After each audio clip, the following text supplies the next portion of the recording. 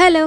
യൂട്യൂബിലും ഇൻസ്റ്റയിലും എവിടെ തുറന്നു നോക്കിയാലും ഇപ്പോൾ ആകെ ഉള്ള ഒരേ കാര്യം ഇഫ ചിക്കൻ. അപ്പം ഞങ്ങളും വിചാരിച്ചു എന്നാൽ പിന്നെ ഈ ഇഫ ചിക്കൻ ഒന്ന് ഉണ്ടാക്കി നോക്കണമല്ലോ.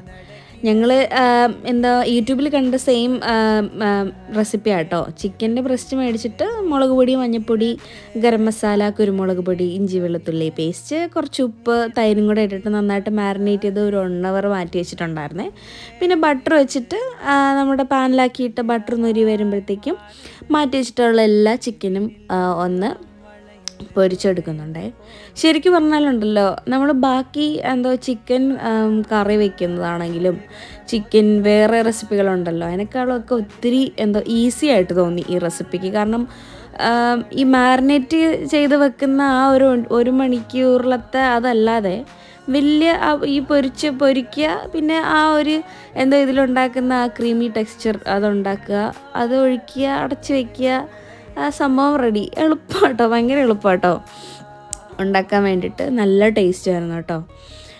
ഞാൻ വിചാരിച്ചു ഈ മുട്ടയും ചീസും നമ്മുടെ ഒരു മയോ പോലെ കിട്ടത്തില്ല, അത് എങ്ങനെ വർക്കാവും എന്ന് എനിക്ക് അറിയത്തില്ലായിരുന്നു. പക്ഷേ ടേസ്റ്റ് ചെയ്ത് നോക്കിയപ്പോഴാട്ടോ ഭയങ്കര ഗംഭീരമായിട്ട്.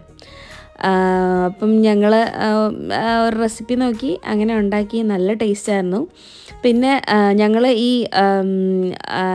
ഈ മയോ ഉണ്ടാക്കിയപ്പോഴത്തേക്കും, മയോ എന്നാണോ എനിക്കറിയത്തില്ല, ഇതിൻ്റെ ഒരു കൂട്ടുണ്ടാക്കിയപ്പം ഇച്ചിരി കൂടിപ്പോയി. അപ്പോൾ ഞങ്ങൾ എല്ലാ കൂട്ടും യൂസ് ചെയ്തട്ടോ, ഞങ്ങൾ ഇച്ചിരിയും കളഞ്ഞില്ല.